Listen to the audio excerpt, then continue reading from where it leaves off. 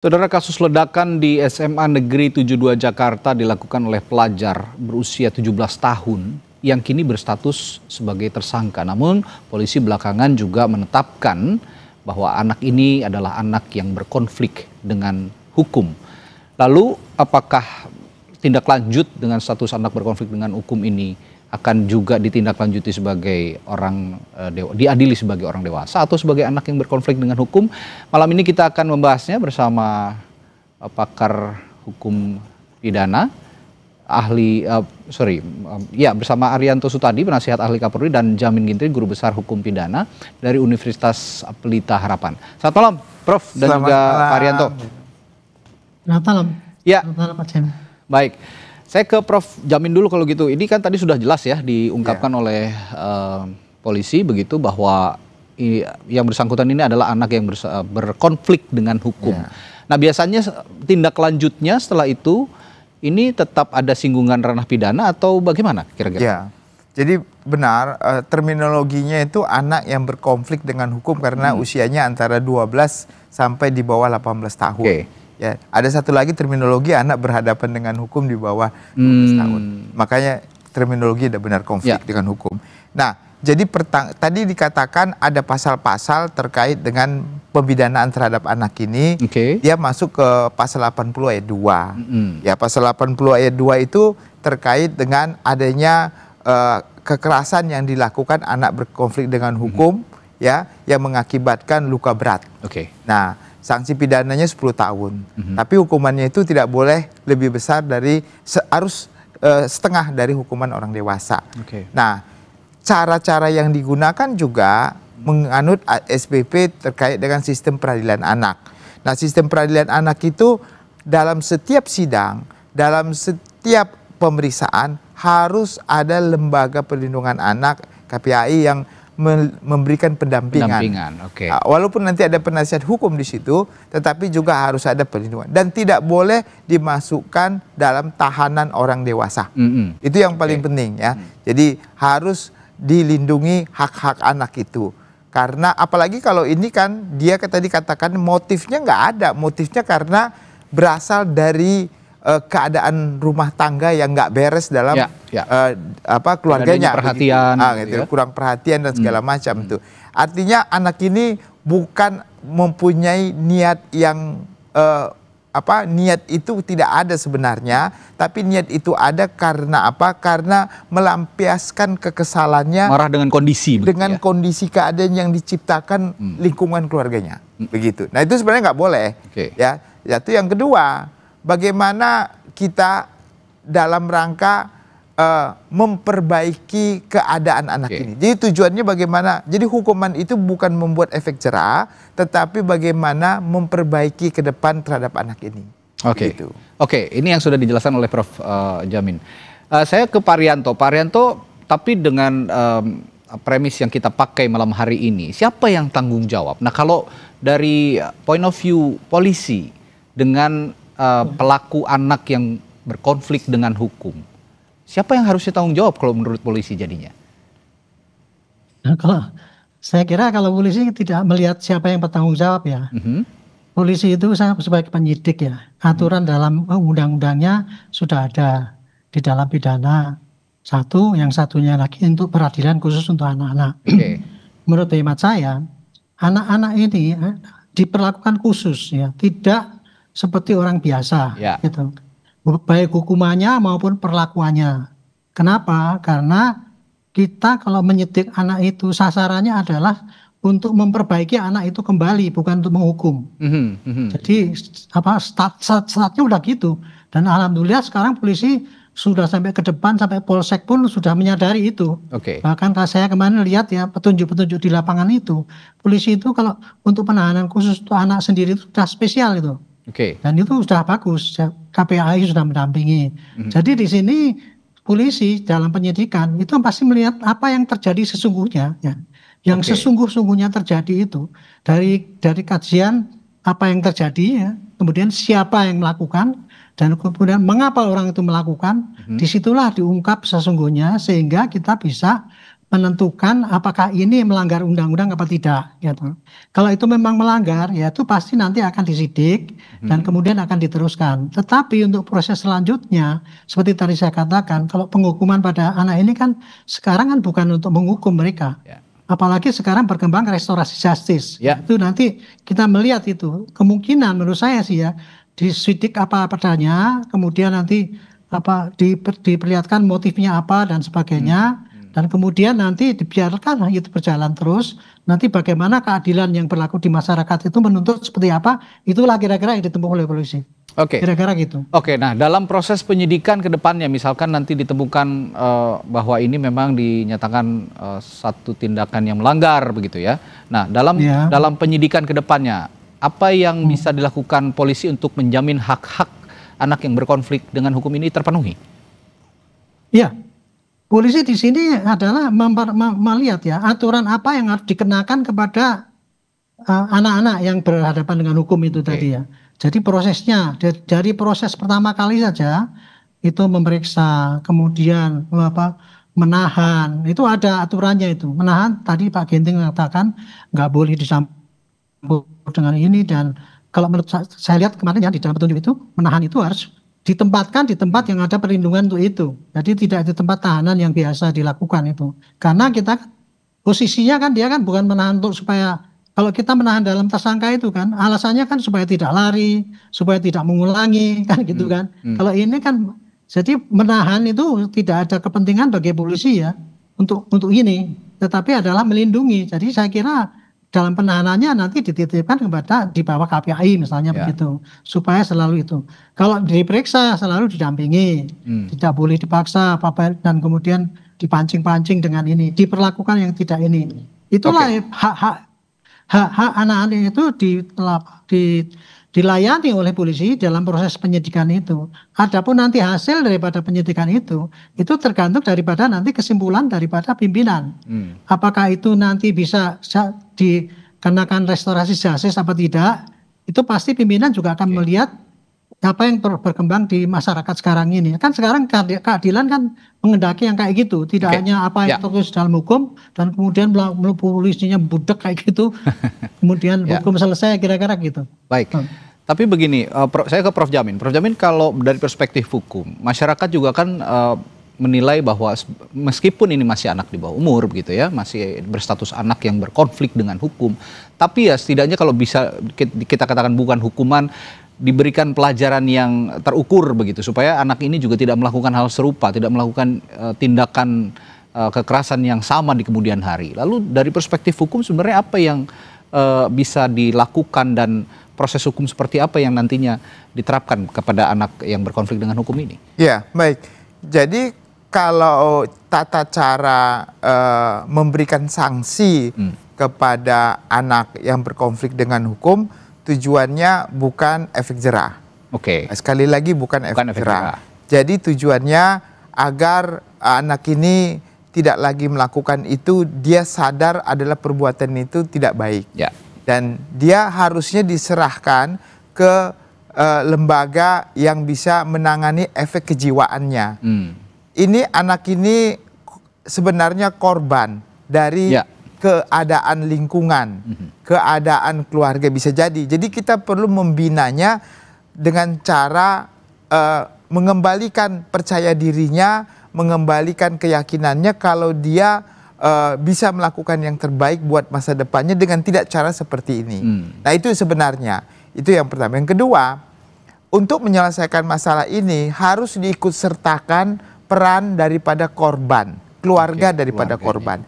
Jadi korban ini harus dimintakan supaya mereka juga diberikan restitusi atau diberikan juga rehabilitasi yang baik, sehingga mereka juga bisa dengan biaya yang cukup bisa kembali keadaan semula. Memang nggak bisa 100% ya kalau memang luka dan segala macam, tapi paling tidak dari pihak keluarga pelaku bisa memberikan santunan ataupun apa sebelum ada putusan restitusi. Inilah menjadi salah satu faktor yang sudah tadi disebutkan sebagai bentuk restoratif justice. Jadi kalau ada pemaafan dari keluarga dan itu bisa dilakukan kesepakatan untuk tidak dilanjutkan ke tahapan berikutnya atau sampai ke pengadilan. Ini supaya clear juga, Prof. Saya juga ingin bertanya bahwa ini kan proses hukum berjalan gitu ya, penyidikan di polisian nanti naik ke persidangan dan segala macam. Nah, ketika proses itu berjalan, ini kan sang anak ini juga bertambah usianya. Nah, jika pada saat vonis misalnya anak ini berusia lebih dari 17 tahun, artinya misalnya menginjak usia 18 tahun, apa yang akan diterapkan? Ya tentu kalau dia pelaku tindak pidana itu berdasarkan tempus delicti, kapan dilakukan perbuatan pidana itu. Oh, jadi dilihatnya pada saat dia melakukan. Ya, melakukan perbuatan itu. Kalau melakukan perbuatan itu sebelum 18 tahun, proses yang berjalan mengakibatkan dia waktu diputus dia itu umurnya 18 tahun, maka pada saat dia melakukan perbuatan itu. Jadi kita nggak seperti di Amerika menunggu dulu disidangkan sampai dia berumur 18 tahun karena dia merasa nggak punya rasa bersalah, tidak menyesali perbuatannya. Kalau yang ini kan kita lihat nggak sampai seperti itulah. Saya lihat orangnya juga merasa terpukul ya, artinya dia sendiri jangan-jangan dia juga tidak menyadari apa yang dia perbuat, ya seperti orang halusinasi aja begitu, tiba-tiba ya melakukan itu tanpa disadari gitu. Jadi dalam konteks pidana juga kalau orang melakukan tanpa disadarinya, dia tidak sadar ada tidak punya niat dan segala macam, saya kira ini perlu diselesaikan melalui konflik ini dengan restoratif justice. Nah, dari kacamata hukum juga, Prof, nanti saya akan tanyakan anak yang berkonflik dengan hukum ini, seorang pelaku yang melakukan peledakan di SMA 72 ini 3 bulan lagi akan lulus SMA dan akan menghadapi ujian sekolah. Nah, bagaimana, saya akan tanyakan nanti bagaimana hak-hak dia untuk bisa kembali belajar. Tetaplah bersama kami, saya akan tanyakan hal itu setelah jeda di Sapa Indonesia Malam.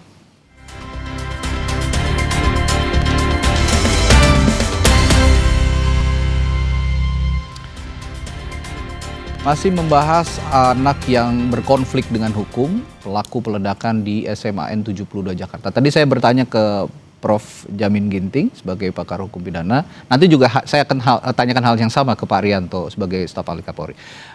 Bagaimana menjamin hak-hak pendidikan si anak yang berkonflik dengan hukum ini juga bisa kembali? Karena anak ini 3 bulan lagi konon akan juga lulus dari sekolahnya, dan saya dengar juga anak ini sangat pintar. Prof. Nah, saya kira dengan kasus pidana ini tidak boleh ya mencabut ataupun mengambil atau merampas tepatnya gitu hak-hak anak ini untuk bisa menyelesaikan sekolahnya.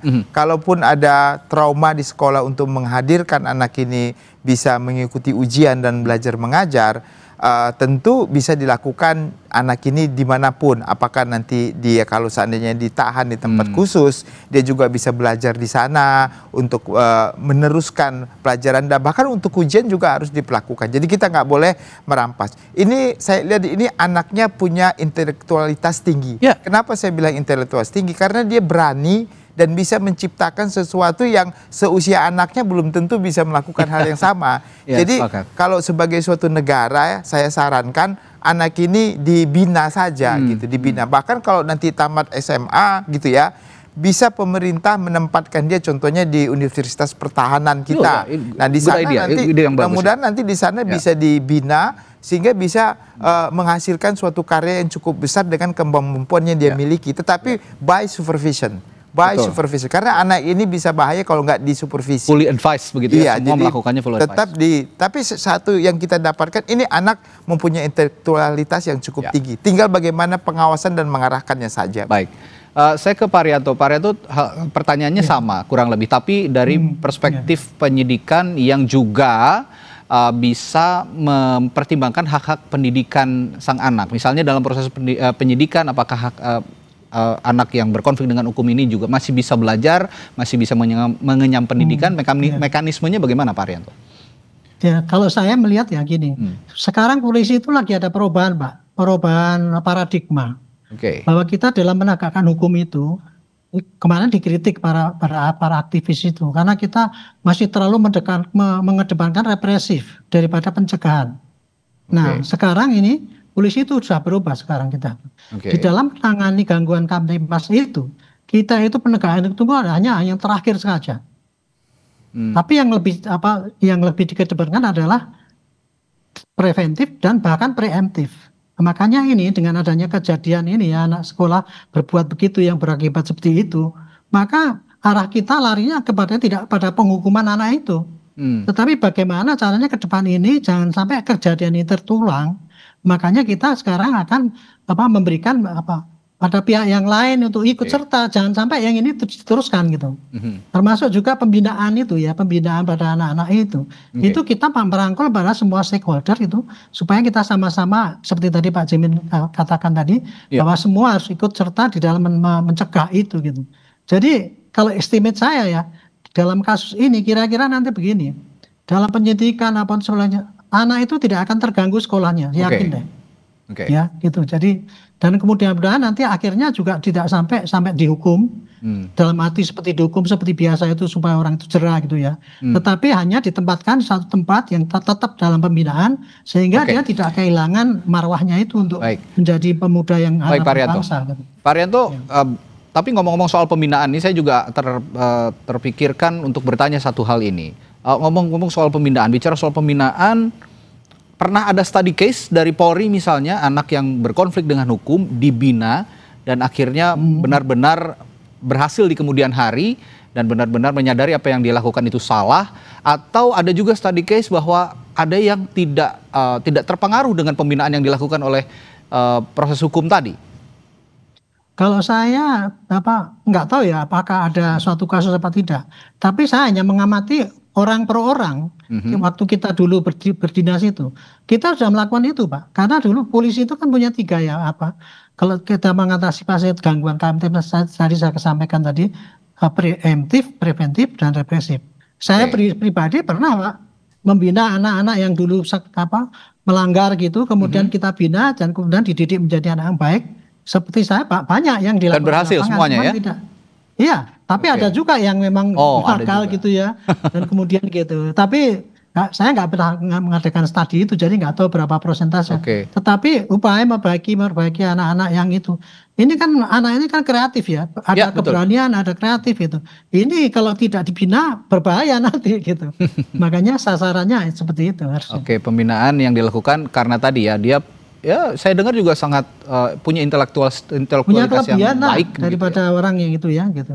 Sayang kalau enggak ada. Sekarang saya beranjak ke upaya restoratif justice. Sejauh mana misalnya nanti anak yang berkonflik dengan hukum ini didampingi oleh misalnya kuasa hukum atau pendamping hukumnya itu bisa menjalani proses restoratif justice? Ya, tentu kalau restoratif justice di penyidikan berdasarkan Perkap Kapolri harus memenuhi syarat material dan syarat formil. Ya, syarat material, syarat formil itu tentu adanya kesepakatan dan dari korban dan juga pelaku. 96 korban, harus ke 96-nya atau ada perwakilan? Tentu dari total korban ini sama-sama semua sepakat. Nggak boleh salah satunya nggak sepakat. Kalau nggak sepakat salah satu ya sulit lah ya kita melakukan restoratif itu. Yang kedua, ini kan jenis tindak pidananya kalau 10 tahun ya. Sebenarnya ini menjadi permasalahan juga karena restoratif justice itu dia tidak boleh lebih dari 7 tahun. Tapi ini kan anak kan intinya. Nah kalau anak itu kan kalau dia di bawah 14 tahun bahkan dia punya hak diversi. Jadi kembalikan kepada orang tua. Saya kira restoratif justice juga harus bisa diberikan kepada anak ini. Kalau diversi mungkin karena sudah di atas 14 tahun, ya dia masih belum bisa mendapatkan, sebenarnya bisa juga diberikan, tapi tidak secara otomatis begitu. Jadi bisa diberikan tidak secara otomatis. Kalau di bawah 14 tahun secara otomatis. Jadi saya berharap sih konsep itu bisa juga diterapkan kepada anak ini begitu. Baik. Saya ke Pak Arianto lagi. Pak Arianto tadi kan dari Polda Metro Jaya juga mengatakan bahwa yang bersangkutan ini punya dorongan melakukan hal ini karena merasa sendiri, tidak ada orang yang diajak berbicara, baik di keluarga maupun di sekolah. Nah, untuk memulihkan kondisi psikologis si anak, apa peran Polri yang bisa dikedepankan? Ya, kalau saya kan melihat ya ini dari analisis para penyidik tadi itu kan itu menyimpulkan bahwa pada dasarnya anak ini adalah korban daripada keadaan kan gitu. Korban daripada keadaan sehingga dia berbuat seperti itu. Makanya kalau kita untuk penyembuhan ya kita harus seterusnya harus pakai pola pembinaan.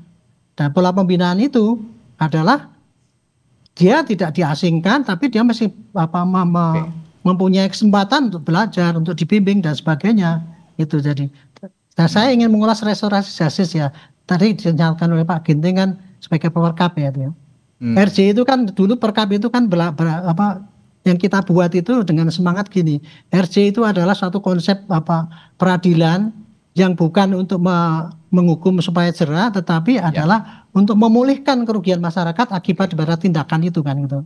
Nah, syaratnya adalah pulihnya itu adalah saling memaafkan, kemudian kerugiannya dikembalikan, dan kemudian lingkungan bisa menerima itu. Itu kurang lebih syarat-syarat yang sebetulnya masuk di dalam perkap itu. Jadi gitu. Baik. Jadi tidak hanya semata-mata semua memaafkan, tapi tidak, lingkungan semua itu bisa menerima perdamaian itu gitu. Kira-kira itu. Baik, yang bisa saya simpulkan dari perbincangan kita malam hari ini adalah anak yang berkonflik dengan hukum, pelaku peledakan di SMA N72 ini perlu dilakukan pembinaan, mengingat anak ini juga punya intelektualitas yang tinggi, begitu ya Prof ya, yang juga bisa berpotensi dimanfaatkan sebenarnya oleh bangsa dan negara jika memang dia ini punya prestasi di kemudian hari, dan tidak masalah kalau memang dia sekarang berkonflik dengan hukum, tapi di kemudian hari negara harus bisa hadir untuk menjamin anak-anak yang berkonflik dengan hukum bisa hidup kembali dengan normal dan menjalani kehidupan bahkan lebih baik dari sekarang. Terima kasih Profesor Jamin Ginting, pakar hukum pidana yang telah berbagi perspektif, dan juga Pak Arianto Sutadi, staf ahli Kapolri yang sudah bergabung di Sapa Indonesia. Selamat malam. Sampai jumpa lagi, selamat malam.